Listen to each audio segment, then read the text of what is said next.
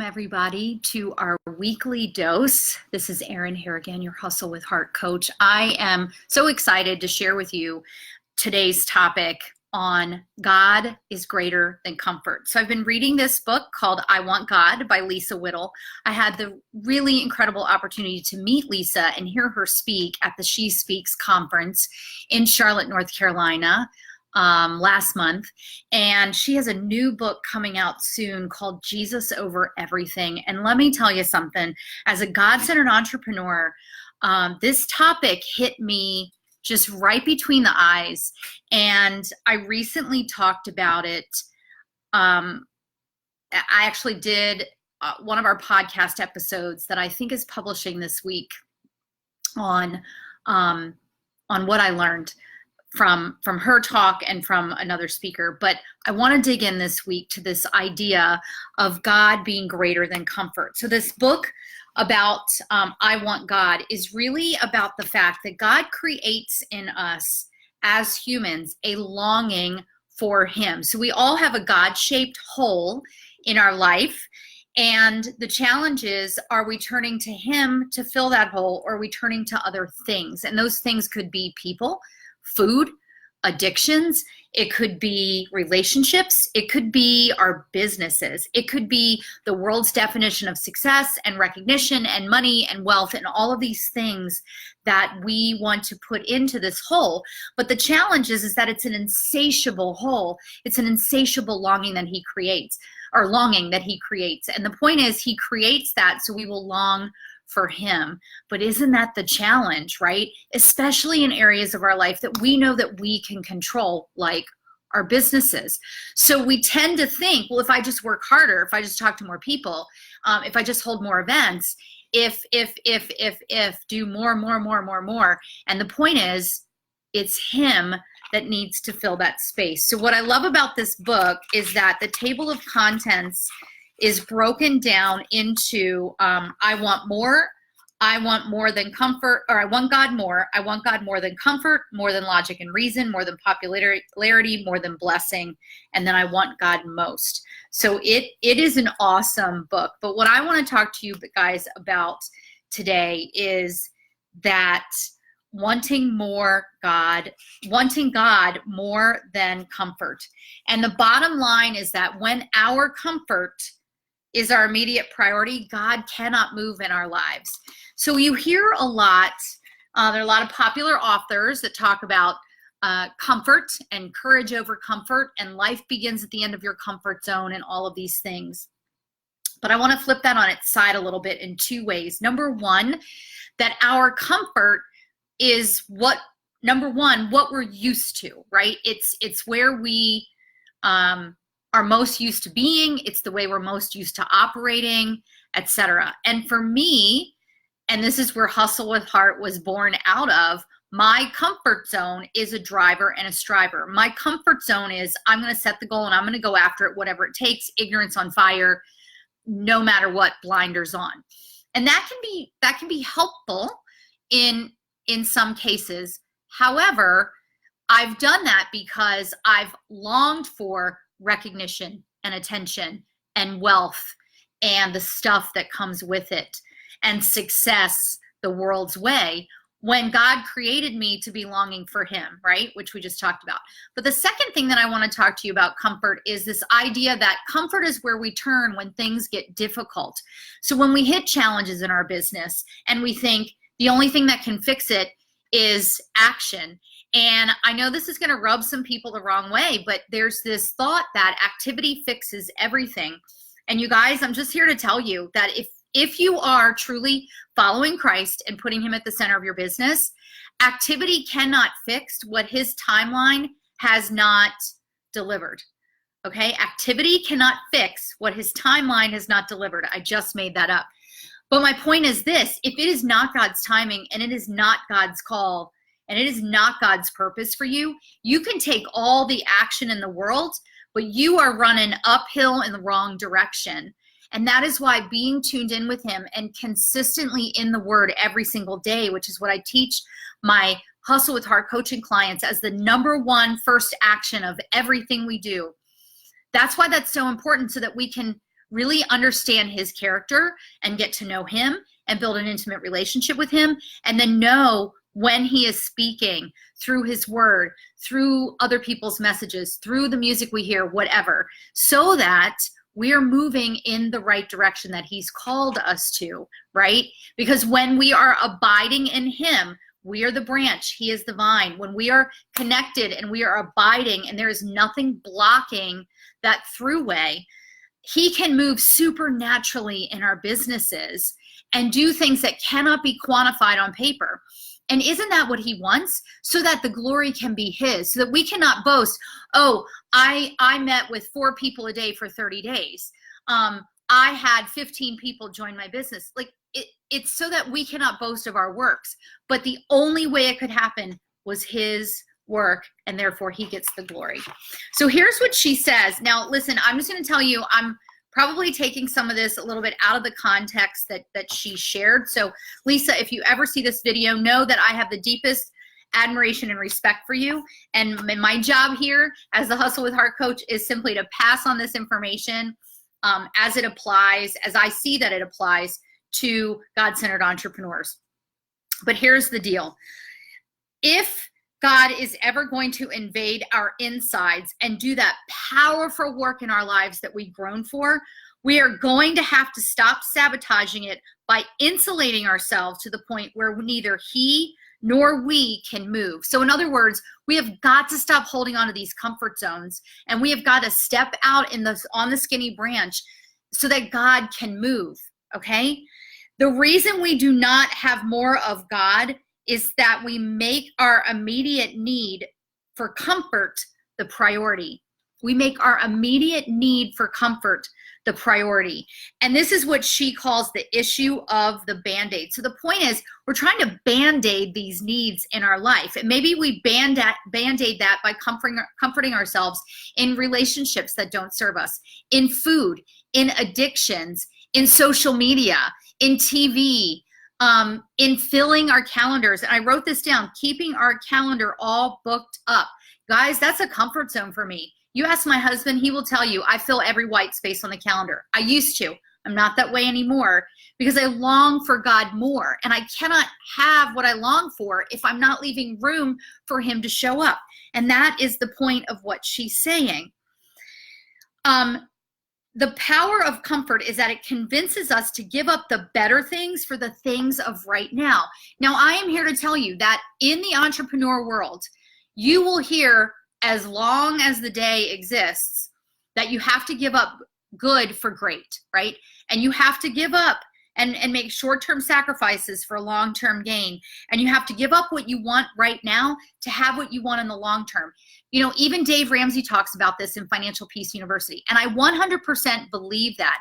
But the point of what we're talking about today is that we have to give up our desire for the immediate, the immediacy and the comfort that can fulfill that for the Lord to move. And here's what I mean in terms of business. So if my business is not going the way I want, and I've bought into the idea that all I have to do is more, and I have to go do more, and I have to call more, and I have to see more people, et cetera, that's my comfort zone. So it comforts me to be in that action.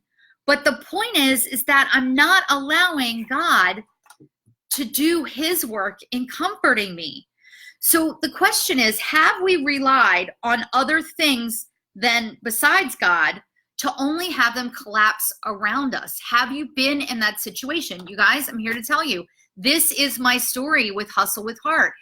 My business and my busyness around it became such an idol in my life that when God decided it was time to move that mountain to show me his will, it began to collapse around me. And then guess what?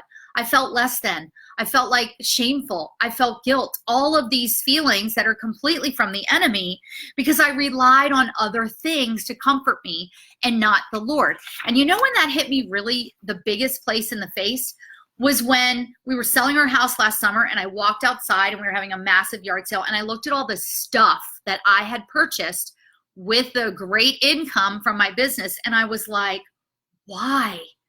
Why did I need all this stuff? Somebody said to me, because you had to fill the big house. And I'm like, why do we believe that?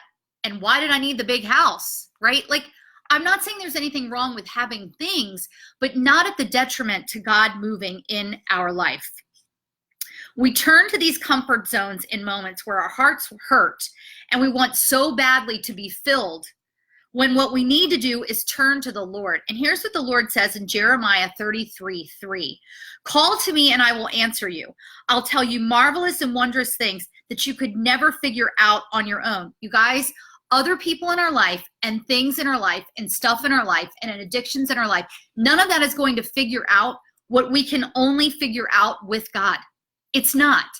And so if you're hitting a wall in your business, you may want to reach out to your upline, your sidelines. If you're network marketing, other entrepreneurs, that's great. Get their feedback, but go to God first, because he's the one that gave you this vehicle of your business as a tool to make an impact in his kingdom. We have to choose God above everyone else and everything else. And she says here, even our own family. And that's hard, right? We have to want him most. He has to be our number one. Period. End of sentence. And she quotes here Elizabeth Elliot, who she says is a missionary and one of her spiritual heroes, who says, when obedience to God contradicts what I think will give me pleasure, I need to ask myself if I love him. Do I love him more? Do I want to go where he asks me to go, even if it means I have to sacrifice my business, the outcomes, and important experience with my child? And if he asks me to give this up, whatever that thing is, whatever that comfort is, what more might he ask me to give up that I don't want to give up? But you guys, we've got to give up those comforts for him to move in the way that we are groaning and praying and begging him to move in our life. So here's what she says. This is not about chasing a goal or a dream or in that selfish pursuit, leaving our children and families in the dust. God does not ordain human pursuits if they break down the structure of the home, for that would contradict his word and character, which he cannot do.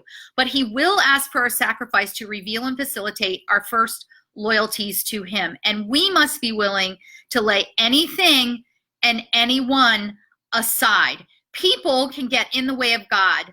They can be our go-to when it's supposed to be him. So it's no wonder that we have not seen God move radically in our lives and in our businesses, because we've never gotten to a place where we have fully released the comforts that hold us. Here's the thing, you guys. As much as I talk about, what I share with you is what I'm going through or what I've gone through. And I am super vulnerable and authentic to tell you that these are things I deal with every day. It is clear to me that the Lord has said to me when I've asked, why can't I have what that person has in their wellness business? Or why can't I have that success and be on that stage? God has said to me, that is not your stage. And God has said to me, you do what I've called you to do, hustle with heart, and let me take care of the rest. And he has never left me or forsaken me. And he has always shown up bigger, abundantly, exceedingly more than I could think or imagine, but not in the ways that I wanted or expected, right? And my point the reason I'm saying this to you is that I still daily, maybe not always daily, but certainly at least every few days, deal with this pull for the comfort to go do more. I was driving in my car today feeling this way, like, oh my gosh, I should be reaching out to more people. I should be building this business because I know I can build this business. It would take me no time to build this business. Like, that's my comfort zone to go and do. And God is like, shh, still small voice saying to me, that is not your stage. Does that mean it'll never be my stage? No. But he's saying to me, go serve who I tell you to serve and watch how I unfold the rest. Okay.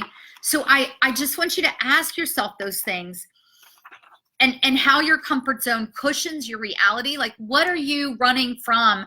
Maybe you've got challenges in your life that throwing yourself into work or throwing yourself into the bottle or the refrigerator or the relationships that aren't good for you.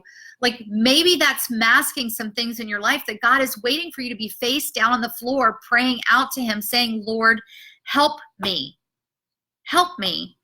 Every time we long to be comfortable, that greater desire to serve God moans louder until it gets our attention.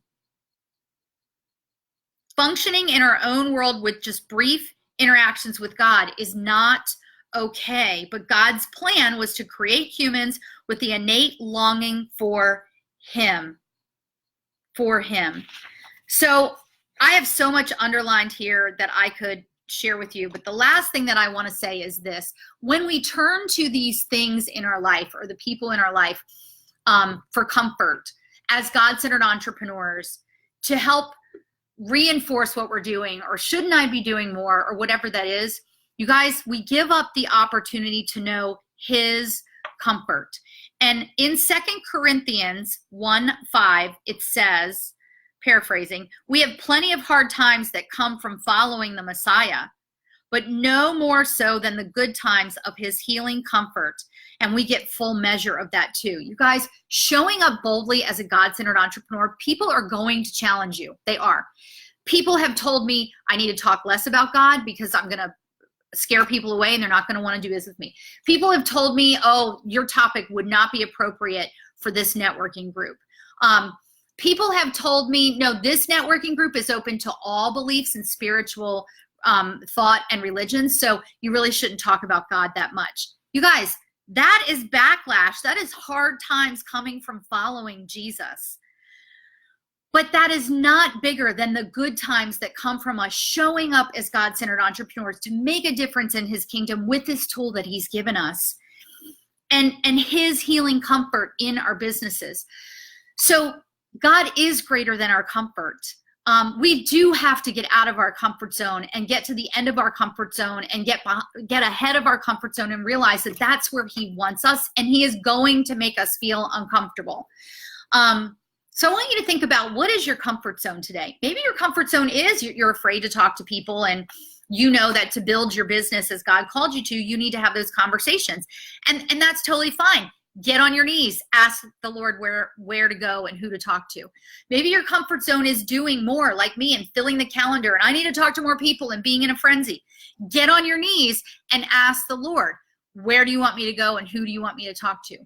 Maybe your comfort zone is to rest in front of the TV every single night when you know that you should be in the Word. Get on your knees, get in the Word, ask the Lord how He wants you to be utilizing your time. Do you see the common denominator? It is Him. And what you are longing for your business to do in this world is a God-shaped hole. Ask Him how He wants you to fill that hole with Him. And you guys, as a God-centered entrepreneur, He has called you to hustle with heart. He has called you to pursue success His way. You wouldn't be part of this group. You wouldn't be following along with what I'm sharing if you didn't think that that success was supposed to be defined by Him.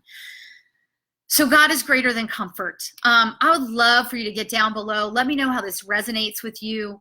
Share this with others. Do me a favor, if I don't already have your email address, send that to me, because I'm making some updates to my website. I'm starting my blog. My podcast is posted there. I don't want you to miss any of that. And then lastly, if I can hold your hand on this journey of pursuing success God's way, my mission of Hustle with Heart as the Hustle with Heart coach is to free women entrepreneurs from the struggle of how do I bridge faith and business, and to equip them to pursue success God's way, because in doing so, they will begin to abide in Him in their business, and they will experience the joy and the fruit that comes from abiding in Him as a God-centered entrepreneur. If that's what you want more of, I would love to help you as your Hustle with Heart coach, or at least keep you updated on what's happening with Hustle with Heart. And if you know of any organizations that could use this message, I am looking for speaking opportunities, and I'd love the opportunity to speak to those organizations if you know of any of them. So that's our weekly dose. If you've listened to this on the podcast, be sure to subscribe so you don't miss anything. And thanks for tuning in. See ya.